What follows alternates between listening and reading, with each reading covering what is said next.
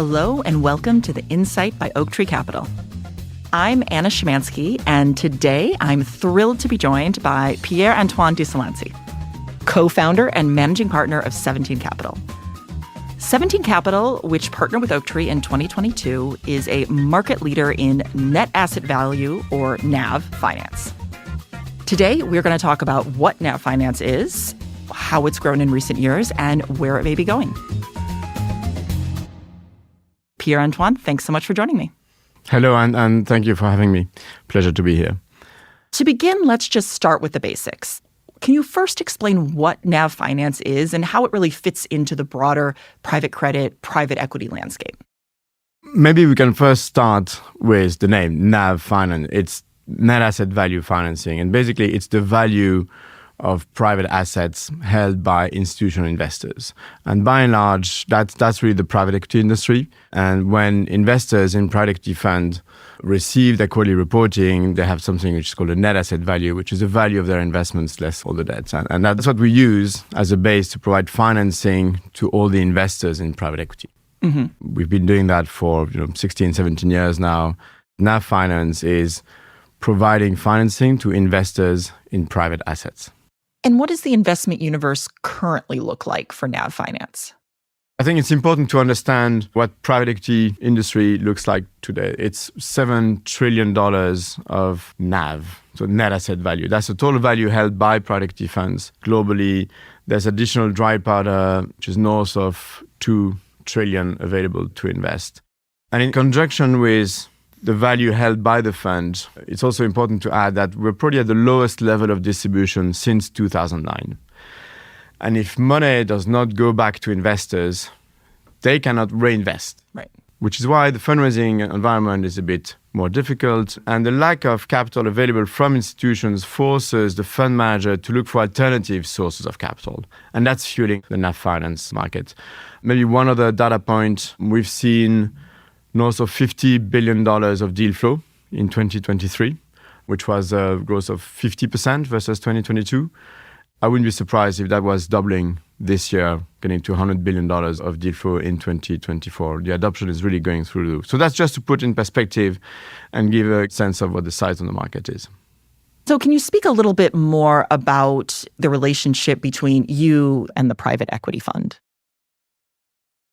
We work with private equity fund managers, and we help them on two different levels.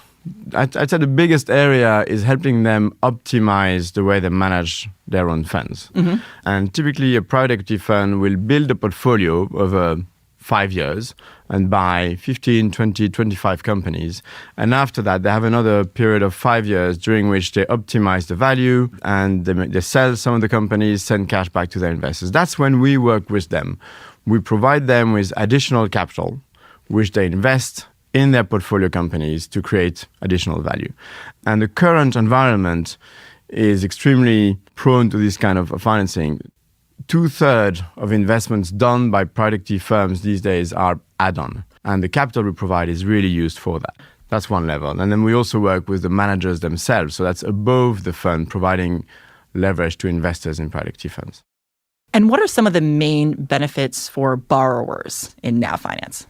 First of all, it's fairly straightforward to execute. If we look at a portfolio which has a total value of $100, we would lend $5, $10, $15, maybe $20 on that portfolio. So we can get a level of comfort fairly rapidly. And our assessment is based on the quality of the manager, the track record. How long have they been operating for? How many companies have they bought? Have they sold? We do the same analysis than an investor would do before committing to a private equity fund, except we have the analysis of the performance of the manager, plus we have a portfolio we can analyze and get comfortable on. And once we're comfortable with the organization, comfortable with the portfolio, then we can provide additional capital to the manager. And so it's fairly straightforward to execute. And the money is used to create additional value for the investors, for the shareholders in the fund. And then from the lender side, what are some of the significant benefits? It's a relatively new industry. I would say it's only 15 years old. So in the grand scheme of things, it's fairly young, but the market is really going through a very high level of adoption. And for lenders, we benefit from a market where there's only a small numbers of providers. And that allows us to have a lot of bilateral conversation with borrowers. It's a market where each time we look at a situation, we really put together a bespoke structure, bespoke terms for the borrower. It allows us to have potentially the best returns for the risk we take for our investors. You mentioned that this is a relatively young industry. So can you speak a little bit about the history of NAV finance and then also maybe that growth in recent years that you referred to? I think it started with lending money to limited partners. Limited partners are investors in private equity funds. And that's been around for well over 20 years now. Typically, investors in private equity funds would be able to borrow 20, 30, 40% to fund their investment in private equity funds.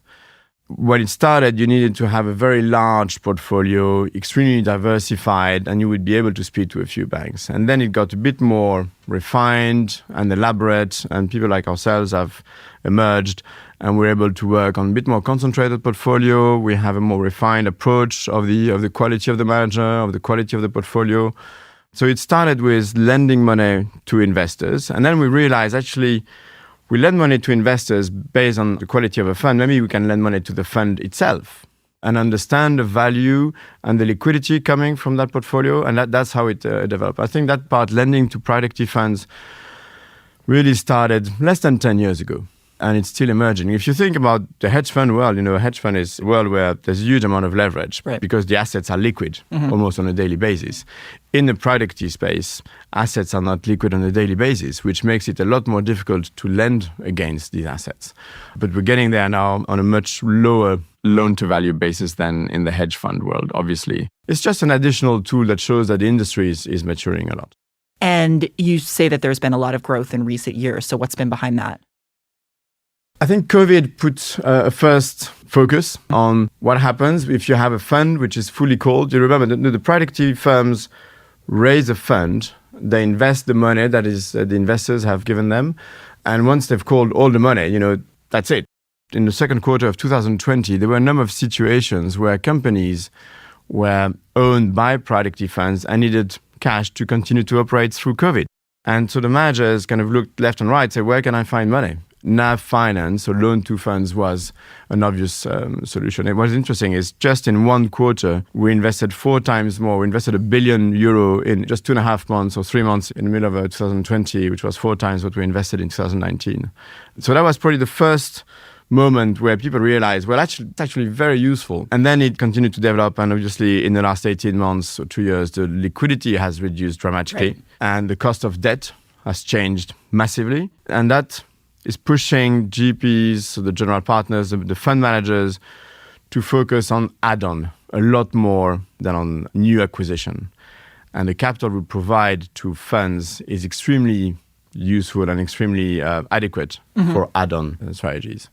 So the combination of first focus because of COVID and then the lack of liquidity in the recent years, the combination of these two things make NAV finance a lot more relevant. And also, investors have more capital to allocate to that. The private credit is growing massively. The growth of direct lending in the last 15 years has been phenomenal. And I think investors are also looking for different ways to build their portfolio in private credit. They might have fully allocated a portfolio on direct lending, and what are the other areas where there might be some attractive risk return, and NAV finance is one of them. Has this growth been concentrated in any specific geographies? Maybe Europe started a little bit earlier than North America, but if we look at our deal flow, it doubled in the last 12 months to North America, especially in the US. It doubled in 23 versus 22, and Europe was plus 50%. We haven't seen that much in Asia yet, but Europe and US are really going through the roof, both regions. There's less in other parts, like Latin America, Africa, Middle East, and Asia. We haven't seen that much, to be honest. What would you say are some of the really significant trends right now in the NAV financing landscape? It's interesting because as any new tool emerging in the financial services world, or probably in any industry really, you have the supporters and the critics. And I think people are still figuring out the right way to use this. And you had some people who use NAV finance to make distribution to investors. We're not really excited about that. We prefer when our investors' money is used to create additional value.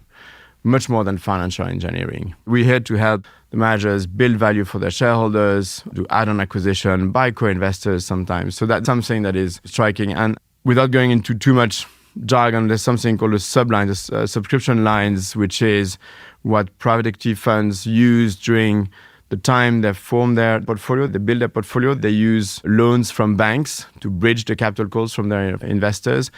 And it went through the same path. It started almost 20 years ago, and 10 years ago, there were a lot of people criticizing, and it had to find its space. Today, I think 99% of fund managers use subscription lines. And NAV Finance is going through the same adoption and same development path. And for investors in this area, what would you say are some of the most significant risks, and how might they be managed? The way we look at it is, when we make a loan to a fund or to an investor, we look at who is going to be running that fund. The first criteria is always, who is the manager? How long have they been operating? What is the track record? What are the resources? Where are they in the fundraising cycle? Are they raising a fund now? How is it going? What do they plan to raise in the next 2 years? Are they delusional about these plans? And we see a lot of people who think, well, we're going to raise our next fund. It's going to be twice the size of the previous one, and we're going to be done in 6 months. No, you're not. Or maybe you are, but my point is that's always the very, very, very first part. Because once we've made the loan, we don't have a huge amount of control to get the money back. We need to make sure that whenever we invest, the managers who are running that portfolio are the best in class. So the risk is who is in charge and who's running that portfolio. Then we need to understand, once we've got that first criteria satisfied, the next criteria is we need to understand the value of the portfolio companies. We need to understand the debt structure, the capital structure for each of the portfolio companies. Are they performing ahead of plan, behind plan? That's the skills of the team as well, not only understanding the managers, but understanding capital structures. Mm-hmm. Has the company enough cash to pay interest on the debt? What is the interest profile? Because it might have changed drastically over the last 2 years, you know. Right. So we go very granularly into the detail of each company profile. And once we're happy with that, then the last is how do we put the best structure in place and to protect our investors' capital. We're recording in early 2024. What would you say the current outlook is for NAV Finance? I see a continuing need for additional capital on add-on strategies. That's not slowing down. It's continuing to be there. There's probably one trend which is continuing to emerge and probably reaching a different quantum is providing financing to the organization themselves. So fund management companies. As you know, private equity firms typically invest between 1% and 2% in the funds they manage. But we've seen a trend over the last 15 years where more and more managers invest 3%, 4%, 5%, sometimes 10% into their own funds. And they need financing for that. And not only the firm invests, but they also want to make this available to more members of their organization and providing financing to individuals, to the employees. That's something that we start to see develop. And we believe it's a very important and very attractive market for the next 20 years, definitely. You said a few times that this is a relatively new area that's been growing. Do you think there are any misunderstandings or misconceptions out there about NAV Finance? It's like any new tool, new investment strategies. I think it's our job as fund managers to make sure our investors' capital is well used, is used to create additional value, to support the companies that need it, to support the shareholders that are doing the right thing to grow companies and help them remain the leader in their own field, make acquisition, buy co-investors, develop new areas, and really focus on what has a right purpose and avoid the financial engineering, which can be a bit shallow sometimes, can lack substance and lack purpose. Right. That's really what I'm saying. Some people are saying you shouldn't use that to make distribution to LPs. They focus on what is a very small part of the market. The vast majority of loans we make and loans made by providers in this market are used to create additional value. So I'm not too concerned by the noise that you sometimes hear. At the very top of this, I mentioned that Oaktree and 17 Capital obviously partnered. So I'd like to just learn a little bit more about 17 Capital and why you chose to partner with Oaktree. Well, I think we chose, or you chose to partner with us. I think it's a bilateral conversation. We started the firm back in 2008, my partner, Augustin Duhamel, and myself, and it's been an amazing journey. And we started in Europe. We opened an office here in 2016. As we were growing, we realized We wanted to be more present in the US specifically and find someone who can help us build more visibility, build more access to the best managers, more access to the industry in general. And so we looked for an industrial partner to do that. And in the process, we found really a lot of similarities, a lot of shared value, and very similar culture. Focus on doing the right thing, focus on looking for the right profile for our investors, making sure we don't go with the flow, but we find areas which are less competitive, where we can find an additional return for our investors. Also, the way we try to treat the people and focus on our clients, all of that we found was extremely comforting and compelling in the discussion, which is why I'd love to say we chose. Maybe we chose, maybe you chose. I think we both chose. Exactly. And it's been 18 months and we're loving it. Great. As we're coming to the end of the conversation, any final thoughts or major takeaways that you think listeners should have about this growing area? The whole point, the industry, a lot of industries are like this, financial services in general. I think the private equity probably even more, it's a people-based business and it's all about trust. And we as managers, we have the trust of our investors and we're doing everything we can to deserve that and maintain it. We try to do the same with the people we lend money to, and we keep their trust and they have ours, and we keep that relationship. And I think anyone looking at that space, either as an investor or as a borrower, should really make sure that the people they will engage with share the same values. If you look at the secondary market, for example, where you're buying something from a seller, and once you've bought a portfolio from an institution, you own it, it starts a new life. Everything we do is partnership. Over half of what we've been doing is repeat business. Once we start to work with an organization, we do a second, a third, a fourth, a fifth transaction. There are groups we're talking with. We're close to 10 transactions with them, sometimes 2 per year. Coming back to the basic, who do you want to partner with? Do you share the same value? Do you trust them? Are you comfortable? Especially in those times where a lot of decisions are postponed. People say, yeah, we will do this, we will do that, we'll do our best. You want to be able to rely on someone and say, yes, we will deliver this. Mm-hmm. And partnering with the people who actually deliver is the only thing that matters, really. That's about the trust and choosing who you work with. Great. Well, I think that's an excellent point to end on. So thank you so much for joining me. Thank you very much. For more information about NAV Finance, please check out our recently published primer, NAV Finance 101, the next generation of private credit, which can be found on the Oaktree Insights website at www.oaktreecapital.com/insights.